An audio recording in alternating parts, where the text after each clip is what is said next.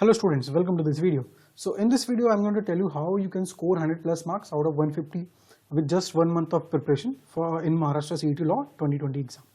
And अगर आपकी preparation हो चुकी है then this will work like a revision for you. But अगर आपने अभी तक प्रिपरेशन नहीं स्टार्ट की है so my request please start your preparation because अभी आपके पास जो समय है वो 1 महीने से ज़्यादा का नहीं है.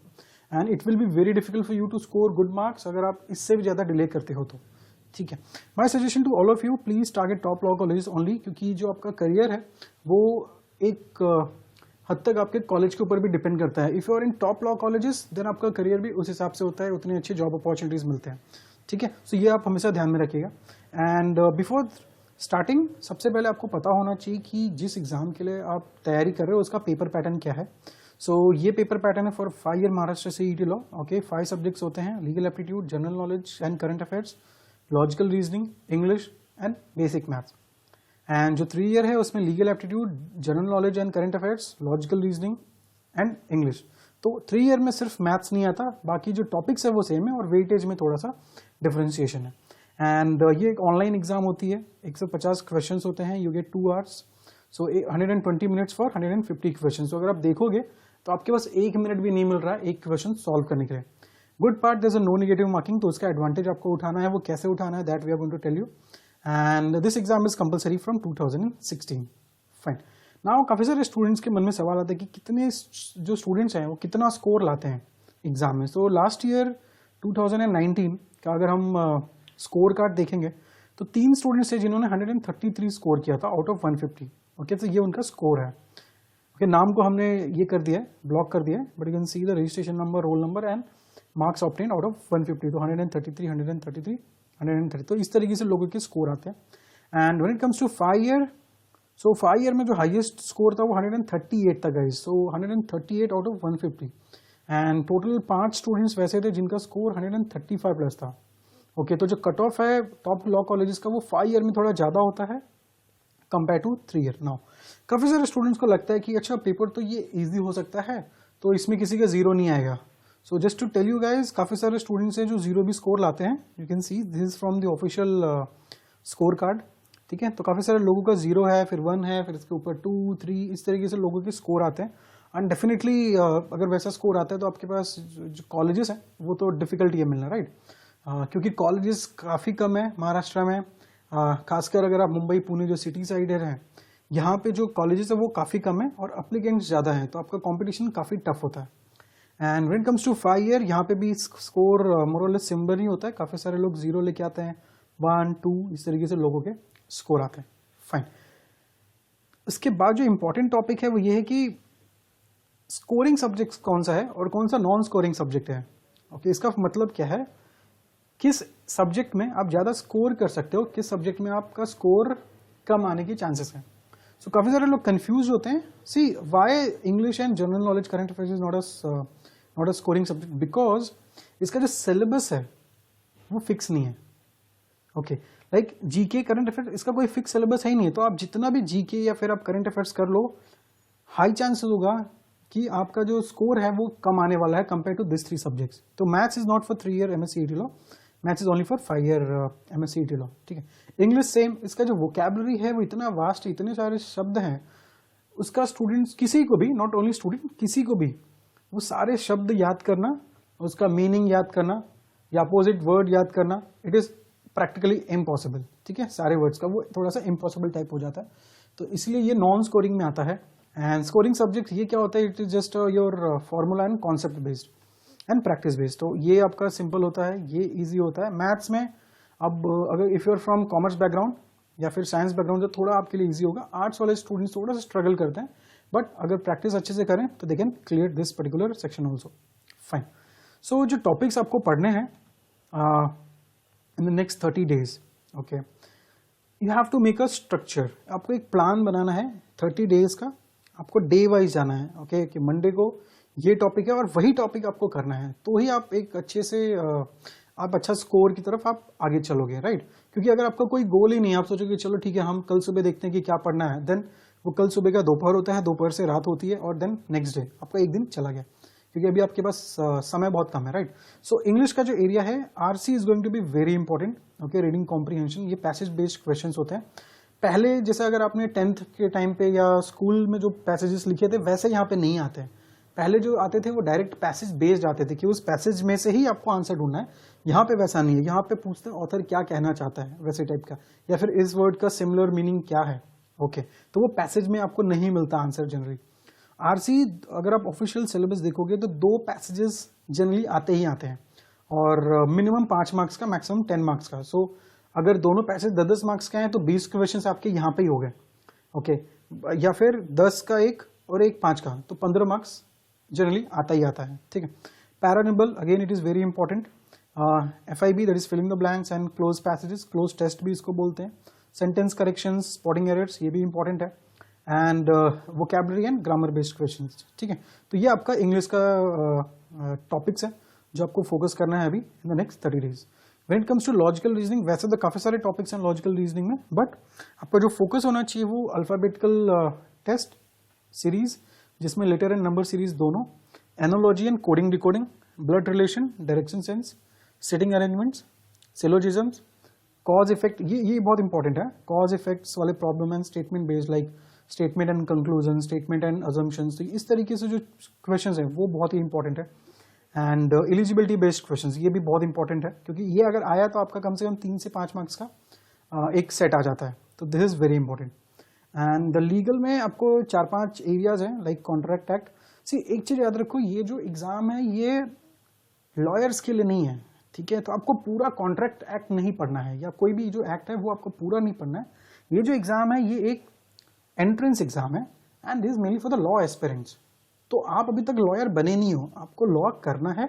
वो ये चेक करना चाहते हैं कि आपको लॉ के फील्ड में इंटरेस्ट है कि नहीं है, वो चीजें आपको समझ के आती है कि नहीं आती है। तो ये जो कॉन्ट्रैक्ट एक्ट, क्रिमिनल लॉ जिसको IPC भी बोलते हैं, constitutional law, law of torts, legal Maxim's and terms, तो ये आपको कुछ एरियाज देखने। लीगल मैक्सिम्स एंड टर्म्स अगर आप थोड़ा स्किप भी कर दोगे तो भी चलेगा, बट ये जो टॉप 4 है ये आपको तो कंपलसरी करना ही है। कुछ और टॉपिक्स हैं बट फिलहाल जो नेक्स्ट 30 डेज का अगर आपने प्रिपरेशन स्टार्ट किया ही नहीं है देन आप इतने पे ही फोकस कीजिए। When it comes to GK and current affairs, तो ऑफिशियल अगर आप सिलेबस देखोगे तो वहां पे लिखा हुआ है लास्ट 1 ईयर का। अब बहुत सारे स्टूडेंट्स कंफ्यूज है कि लास्ट 1 ईयर ये कब से कब तक क्या, बिकॉज एग्जाम तो पोस्टपोन हो रही।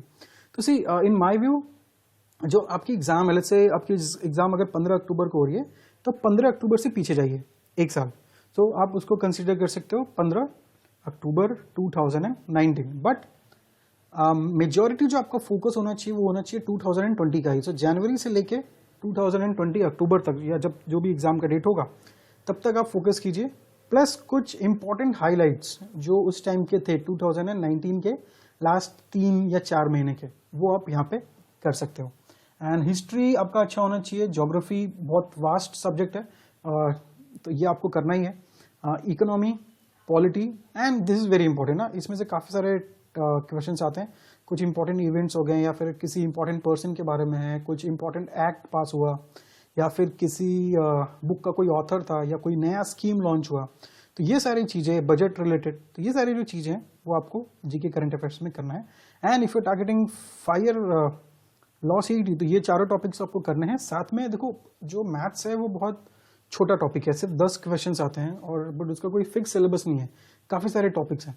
ठीक है, तो अगर आप सब करने जाओगे it is going to be very difficult for you. So what we suggest, focus on this limited topics: percentages, profit and loss, LCM, SCF, simplification, simple and compound interest, problems based on ages, time and work and TSD। तो ये अगर आप topic कर लेते हो तो आपका maths देखो 10 आउट ऑफ 10 ला पाना थोड़ा सा डिफिकल्ट अगर आप 1 महीने का इस प्रिपरेशन कर रहे हो, बट अगर आपने पहले से किया है then you can think of 10 out of 10 या फिर 9 आउट ऑफ 10। ठीक है, एंड अगर पॉसिबल, अगर आपके पास है, अगर आपके पास थोड़े से और like if you are free, so आप बाकी के जो इंपॉर्टेंट टॉपिक्स है वो भी आप कवर कर सकते हो। We have already created a list of important topics. Most important topics का भी हमने एक वीडियो किया था जो आप यूट्यूब पे मिल जाएगा हमारे चैनल पे, उसकी जो लिंक है वो हम डिस्क्रिप्शन बॉक्स में डाल देंगे। And what we suggest, start reading newspaper. Reading newspaper is compulsory. इससे बहुत सारे फायदे होते हैं। एक तो आपको करंट अफेयर्स जो है वो भी आपका इंप्रूव होता है, रीडिंग स्पीड इंप्रूव होती है, वोकैबुलरी आपका इंप्रूव होता है। तो न्यूज़पेपर पढ़िए। अगर आपको लग रहा है कि न्यूज़पेपर बहुत ही ज़्यादा बोरिंग है, मतलब काफ़ी सारे स्टूडेंट्स बोलते हैं कि नहीं हमें न्यूज़पेपर पढ़ना अच्छा नहीं लगता या फिर घर पे नहीं आता, तो आप ऑनलाइन पढ़ सकते हो। काफ़ी सारे ऐप्स हैं, ऑलमोस्ट सारे ही न्यूज़पेपर कंपनीज के ऐप्स आप डाउनलोड कर सकते हो, and it is free of cost. ठीक है, आप उसको डाउनलोड कीजिए एंड स्टार्ट रीडिंग। आप 1, 2, 3 आर्टिकल से स्टार्ट कीजिए एंड धीरे धीरे आप ऊपर जाइए, ठीक है। एंड अगर आपके पास कोई मोटिवेशनल बुक्स है या फिर किसी भी तरीके का बुक है, आप उसको पढ़ते रह सकते हो apart from newspaper reading. Fine. अब स्कोर किस तरीके से लाना है? सो सी वेरी सिंपल है। If you targeting for 3 year Maharashtra CET law, तो लॉजिकल रीजनिंग टोटल 30 मार्क्स का है। आपका जो गोल है, अगर आप अच्छे से पढ़ाई करते हो तो 20 से 22 मार्क्स आप ला सकते हो इजीली, ठीक है।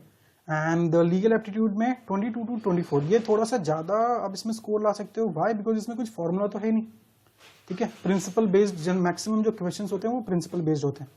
एंड इंग्लिश में थोड़ा सा डिफिकल्ट होगा एज ए सेट। सो 50 में से 30 टू 34 मार्क्स आप इजिली आप स्कोर कर सकते हो। अगर आपने जो टॉपिक्स अभी हमने बताया, अगर आप वो अच्छे से कर लेते हो, then you can easily score 32 to 34। GK current affairs, ये one of the toughest area है क्योंकि इसका कोई फिक्स सिलेबस नहीं है। तो out of 40 you can think of 20 to 24। You can score more also अगर आपका जीके करंट अफेयर बहुत अच्छा है तो। Fine. If for 5 year Maharashtra CET law, logical reasoning में 28 से 30 मार्क्स आप ला सकते हो।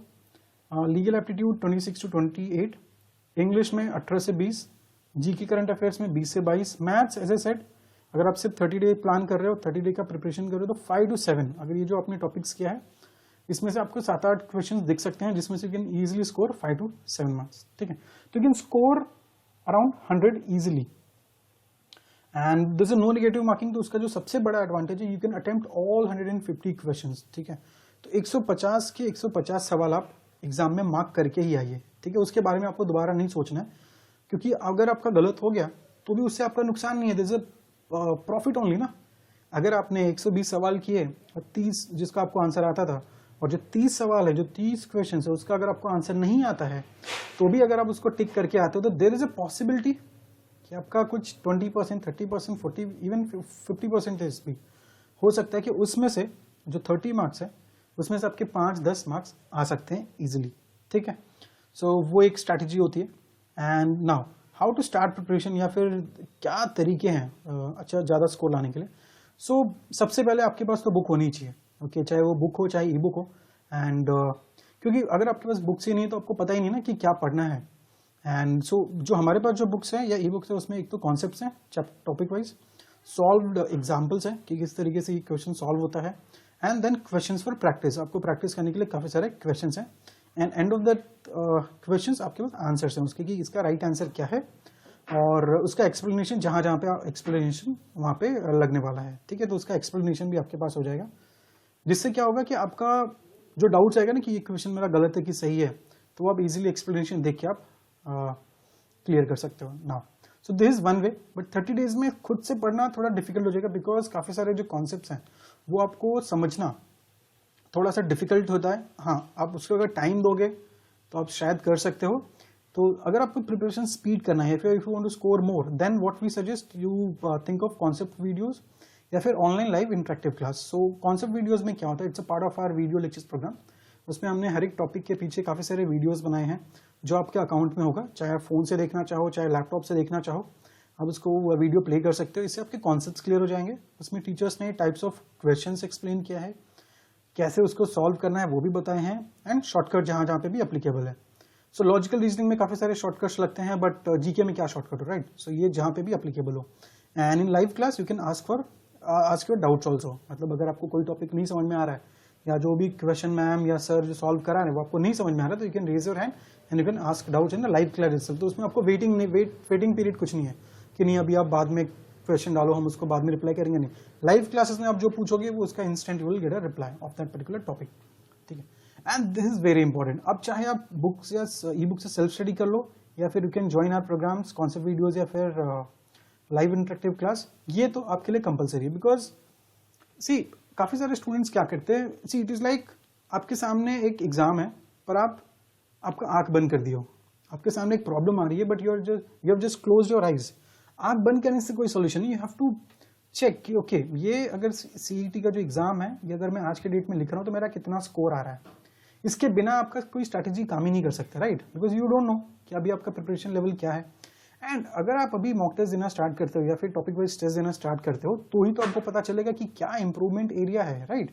सो this is very important, this we recommend. So test before exam And topic wise test, we have in our test pack we have many topic wise test. Okay, 200 250 topic wise test है. इसका जो advantage है वो ये है कि see there are two strategies. Strategy 1 कि आप टॉपिक वाइज जाओ, स्ट्रैटेजी 2 सिर्फ मॉक टेस्ट लिखो. तो what we suggest strategy 1 follow करो, क्योंकि अगर आपका टॉपिक क्लियर ही नहीं है, ओके जो हमने टॉपिक्स इतने सारे डिस्कस किए, लेट्स से लॉजिकल रीजनिंग, अगर आपका टॉपिक्स क्लियर ही नहीं तो आप मॉक टेस्ट लिख के फायदा क्या है? आपका स्कोर डेफिनेटली कम आने वाला है. And it is not necessary कि आपका मॉक में आप जो टेस्ट लिखोगे उसके बाद आपका नेक्स्ट मॉक में स्कोर अच्छा ही आने वाला है. ओके लेट्स से अगर आपका पहले मॉक में 80 आ गया, इट इज नॉट कंपलसरी कि आपका नेक्स्ट मॉक में स्कोर 100 आएगा, उसके बाद 120 आएगा, उसके बाद 140. ऐसा नहीं होता है. ओके काफी सारे स्टूडेंट्स पहले मॉक में कम स्कोर आता है, दूसरे में ज्यादा आता है. और काफी सारे स्टूडेंट्स वैसे हैं कि जिनका पहले मॉक में से जितना आता है सेम सेकंड मॉक्स में आता है या अप्रोक्सीमेटली सेम होता है. और काफी सारे स्टूडेंट्स का जो स्कोर है वो पहले मॉक में ज्यादा आता है, सेकंड मॉक में कम हो जाता है. व्हाई? बिकॉज मॉक का जो डिफिकल्टी लेवल है वो सेम नहीं है ना, डिफिकल्टी लेवल भी तो इंक्रीज हो रहा है.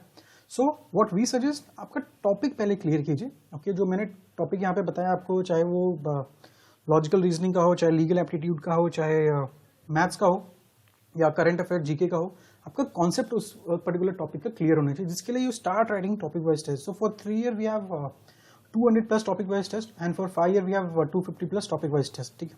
We also offer current affairs test. So current affairs बहुत इंपॉर्टेंट एरिया है.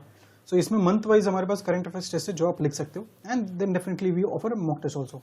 फाइन. एंड एक चीज याद रखना, good score is equal to dream college. Okay and less score is equal to next year, क्योंकि आपका उस टाइम पे एडमिशन नहीं होगा, या फिर based on your score you will get a college. So college can be anywhere. अगर आप एक पर्टिकुलर लोकेशन जैसे मुंबई में रह रहे हो, अगर आपका स्कोर कम आ गया तो हो सकता है कि आपको किसी दूसरे जगह पे भेजा जाएगा या वहाँ के कॉलेज में आपका एडमिशन होगा. ठीक है. And just to give an idea, admission in last online live batch is open till 13th September. हमने एक लास्ट लाइव बैच स्टार्ट किया है जो 25 डेज का क्रैश कोर्स है. It's live interactive class 2 hours daily. And उसका जो recordings है वो भी आपके पास मिलेगा फॉर द रिविजन पर्पज, या फिर अगर आपकी वो क्लास मिस हो जाती है. Fine. And about B Educare, we are coaching classes for Maharashtra CET law in Mumbai. We offer classroom coaching, we offer live lectures, we offer video lectures, books, ebooks, mock test packs. Okay and एक हमारा छोटा सा pack है which is 1 year month wise current affair test pack. This must for all, क्योंकि current affairs आपको पढ़ना बहुत जरूरी है. सो प्राइस इसका है 300, but currently we are offering at 99 rupees for a limited time. And अगर आपके पास सैम्पल पेपर नहीं है, कॉलेज लिस्ट नहीं है, ऑफिशियल सिलेबस नहीं है, तो you can download from our website. उसकी जो लिंक है वो डिस्क्रिप्शन बॉक्स में रखे हैं. And we recommend to install our free mobile app. चाहे आपके पास एंड्रॉइड फोन हो या फिर iOS फोन यूजर हो, you can install our app. उसकी जो लिंक है वो डिस्क्रिप्शन बॉक्स में है. सी एक चीज ध्यान रखना, why we suggest top law colleges, because ये इतना डिफिकल्ट नहीं है जितना आप उसको सोच रहे हो. राइट. एक ये अगर आपने पिक्चर देखी है तो वेरी गुड, आपको ये लाइन पता होगी. अगर आपने नहीं देखा है तो जस्ट गूगल इट आउट, आपको इस मूवी के बारे में पता चलेगा. इसमें लिखा एक डायलॉग है कि पहाड़ तोड़ने से भी मुश्किल है क्या. ओके मतलब आप जस्ट सोचो ना कि हम क्या बोल रहे हैं आपको कि आप अच्छा पढ़ाई करो, अच्छे स्कोर लेके आओ, और ये क्या पहाड़ तोड़ने से भी मुश्किल है? नहीं है. राइट. सो ये आप एक बार गूगल कर लेना, मांझी करके एक पिक्चर है. ठीक है. I am not promoting this movie, but ये आपको काफी हेल्पफुल होगा लाइफ में. ठीक है. So thank you so much guys, and hope आपको ये स्ट्रैटेजी अच्छी लगी. And subscribe our channel for regular updates. अगर आपके मन में कुछ सवाल है तो प्लीज कॉन्टैक्ट अस, और या फिर कमेंट बॉक्स में डालिए. ठीक है. Thank you so much.